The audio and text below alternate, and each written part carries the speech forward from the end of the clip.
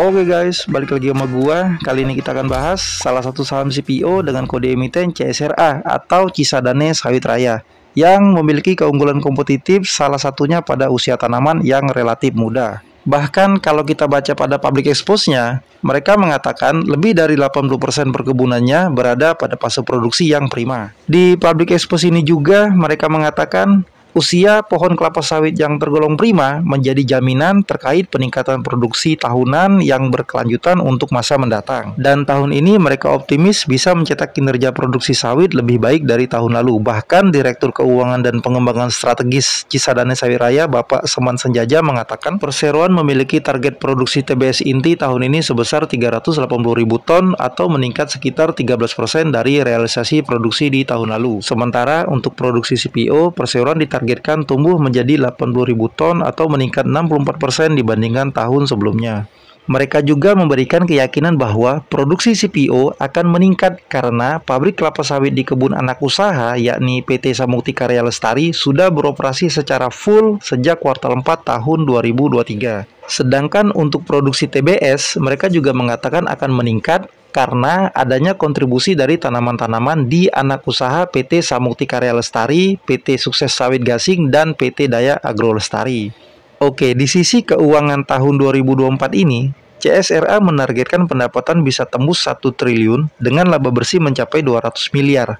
Jadi, buat kalian yang tertarik dengan saham ini, nanti harus dicek ya, berapa labanya pada saat mereka rilis laporan keuangan pada kuartal 1, 2, 3, dan 4 di tahun ini. Karena besaran laba yang bisa mereka hasilkan setiap kuartalnya tentunya akan menjadi sentimen market di pasar modal. Ya, kalau memang di tahun ini laba bersih 200 miliar yang mereka targetkan tercapai dengan tidak ada perubahan pada jumlah lembar saham beredar, itu artinya EPS tahunannya berada pada level 97 dengan PE ratio 6 kali saja.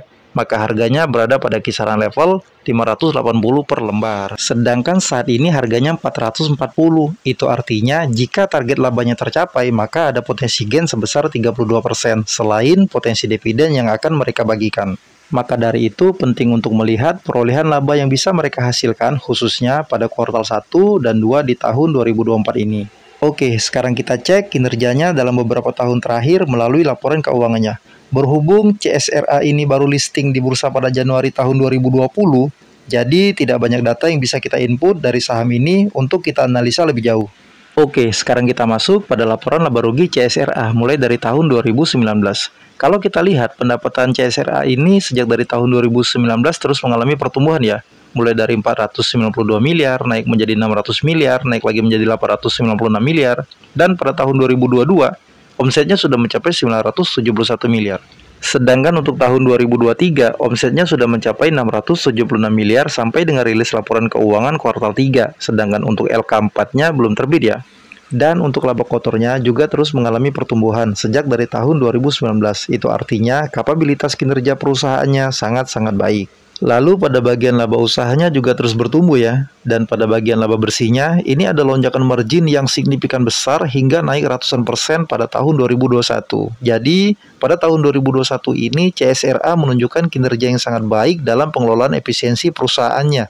Sehingga menghasilkan net profit margin yang sangat besar dari tahun-tahun sebelumnya. Sedangkan untuk tahun 2022, CSRA ini tetap membukukan omset yang bertumbuh ya. Hanya saja laba bersihnya menurun karena beberapa faktor. Tapi kalau kita lihat, laba bersih tahun 2022 ini juga jauh lebih besar kalau dibandingkan dengan laba bersih tahun 2019 maupun tahun 2020. Dan untuk tahun buku 2023, CSRA ini belum merilis laporan keuangannya ya. Jadi belum tahu berapa net labanya pada tutup buku tahun 2023 ini. Oke, sekarang kita masuk pada bagian aset. Jadi aset CSRA ini juga terus mengalami pertumbuhan ya. Itu artinya laba bersih yang mereka dapatkan murni dari hasil bisnis yang mereka jalani. Jadi bukan dari hasil penjualan aset. Ini membuktikan bahwa bisnisnya berjalan dengan baik. Sedangkan pada bagian ekuitas juga mengalami pertumbuhan. Ini juga membuktikan kinerja yang baik. Dan kalau kita lihat pada bagian liabilitas, beban hutangnya masih pada level aman ya. Di sini kita lihat ekuitasnya masih lebih besar daripada liabilitasnya. Itu artinya neraca keuangannya sehat ya. Oke, kita sudah bahas bagian laba ruginya, neraca keuangannya, kita juga sudah bahas target produksi TBS dan CPO-nya untuk tahun 2024 ini. Dan kita juga sudah cek target omzetnya serta target laba bersihnya yang mereka targetkan untuk tahun 2024 ini. Sekarang kita cek bagaimana prospek masa depan saham CPO ini.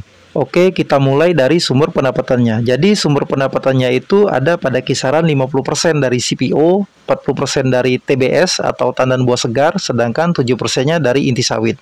Jadi, kalau kita lihat penghasilan dari omzetnya, itu murni dari hasil perkebunan.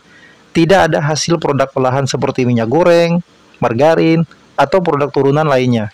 Itu artinya kalau CSRA ini menargetkan pendapatan yang terus bertumbuh, maka wajib harus terus meningkatkan volume produksi di samping menambah lahan perkebunannya. Di sini kalau kita lihat data per 31 Maret 2023, CSRA ini memiliki total lahan tertanam itu sekitar 20.000 hektar, dengan lahan yang sudah menghasilkan sekitar 17.700 hektar. Dan lahan yang belum menghasilkan itu sekitar 2.300 hektar. Jadi masih ada lahan yang belum menghasilkan ya. Itu artinya besar kemungkinan produksi yang mereka targetkan untuk tahun 2024 ini bisa terrealisasi. Ditambah saat ini CSRA ini kan memiliki pabrik di kebun anak usahanya. Dan pabrik itu kini sudah beroperasi secara full sejak kuartal 4 tahun 2023. Dan laba pendapatannya juga akan bertambah bila mana harga CPO global naik. Saat ini harga rata-rata CPO internasional itu berkisar di range harga 3.800 per ton ringgit Malaysia. Oke, sekarang kita masuk pada kesimpulannya. Secara fundamental saham ini bagus ya, asetnya terus bertumbuh, ekuitasnya juga terus bertumbuh, rasio hutangnya tergolong kecil. Secara valuasi PBP-nya masih di bawah 1 kali ya. Kalau kita lihat PBP-nya sejak pertama kali listing di bursa, maka PBP saat ini ada pada level terendahnya di PBP 0,83 kali. Sedangkan untuk PI rasionya saat ini masih tergolong murah karena masih berada pada PI rata-ratanya sejak pertama kali listing di bursa. Sampai saat ini PI rata-ratanya berada pada level 6 kali ya. Dan emiten ini juga sudah rutin bagi dividen. Ini pastinya akan menjadi sentimen positif untuk para holder sahamnya. Dan juga untuk yang sedang menghitung-hitung valuasinya sebelum memutuskan untuk membeli saham ini. Lalu secara profitabilitas juga sangat menarik karena NPM-nya cukup besar ya, dan ROE-nya juga tergolong cukup besar. Bahkan pada tahun 2021 NPM-nya mencapai 29% dan ROE-nya 33%. Sedangkan pada tahun 2022 NPM-nya 26% dan ROE-nya juga sekitaran itu ya, 26%. Ini juga masih tergolong besar. Dan saat video ini dibuat, besaran NPM-nya itu di 17,59%, sedangkan ROE-nya 14,67%. Masih cukup efisien. Sekarang kita masuk pada valuasinya atau nilai wajarnya. Kalau kita lihat harganya saat ini sudah terkoreksi cukup dalam ya, karena harganya sempat menyentuh di harga 900 per lembar pada bulan Juni tahun 2022. Dan kita lihat harganya saat ini hanya tersisa 440 per lembar ya. Itu artinya sudah terkoreksi sekitar 50%. Tapi kalau kita lihat penurunan harga sahamnya cukup wajar ya, karena memang labanya terus menurun. Dan penurunan laba juga sepertinya tergolong wajar, karena memang harga CPO-nya juga turun. Jadi pada tahun 2021 itu, kan harga CPO cukup tinggi ya. Rata-rata harganya tahun 2021 itu di 4.400 per ton. Dengan harga tertingginya mencapai 5.500 per ton untuk saat itu. Sedangkan pada tahun 2022, harga CPO ini malah tambah melonjak ya. Kalau kita lihat harga rata-rata CPO global di tahun 2022 itu di harga 5.100 per ton, dengan harga tertingginya mencapai 8.700 per ton. Jadi memang pada 2 tahun itu harga CPO tinggi sekali ya. Dan kenaikan harga CPO itulah yang menjadi salah satu pendongkrak bagi banyak perusahaan sawit, khususnya yang TBK memperoleh laba yang besar di 2 tahun itu, karena terdorong dari kenaikan harga CPO global seperti ANJT, TAPG, STAA, LSIP, termasuk CSRA ini ya. Lalu setelah harga CPO itu mulai terkoreksi, maka laba net profit banyak perusahaan sawit ini juga mulai menurun, karena memang harga CPO juga menurun, termasuk CSRA ini. Tapi kalau kita lihat, walaupun harga rata-rata CPO global pada tahun 2023 itu sudah menurun dari harga tertingginya saat tahun 2021 dan 2022, CSRA ini tetap mampu menghasilkan laba bersih ya, yang juga masih jauh lebih besar kalau dibandingkan dengan laba bersih pada tahun 2019 dan 2020. Jadi kalau kita lihat kan pada tahun 2023 itu harga CPO global ada pada kisaran harga 3.800 per ton. Dan sepertinya untuk tahun 2024 ini harga rata-rata CPO global juga tidak akan jauh dari harga itu.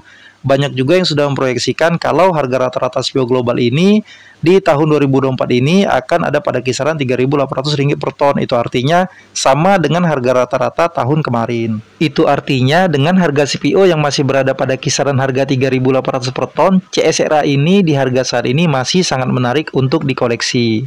Di awal video sudah kita proyeksikan ya, untuk EPS CSRA tutup buku tahun 2024 ini bisa mencapai EPS 97. Dengan PE rasio 6 kali, maka harga per lembar sahamnya bisa naik sampai 580. Jadi ada potensi gain sebesar 32% dari harga video ini dibuat. Dengan catatan ya, target laba bersih yang sudah mereka targetkan tercapai. Maka menurut saya di harga saat ini memang masih sangat menarik. Tapi kalau bisa dapat harga lebih murah dari harga sekarang akan jauh lebih baik. Karena tidak ada yang tahu apakah target laba yang mereka targetkan bisa tercapai atau tidak. Jadi kalau mau masuk di saham ini bertahap saja. Gunakanlah money management yang baik. Oke guys, itu saja analisa dari saya. Video ini dibuat bukan untuk ajakan menjual atau membeli saham ini ya. Jadi jika kalian tertarik dengan saham ini, pelajarilah lebih dalam lagi. Jangan cuma hanya mendengar dari video ini, oke? Video ini saya bagikan supaya kamu mendapat ide atau inspirasi untuk kamu bisa pelajari lebih dalam lagi. Oke, thank you guys.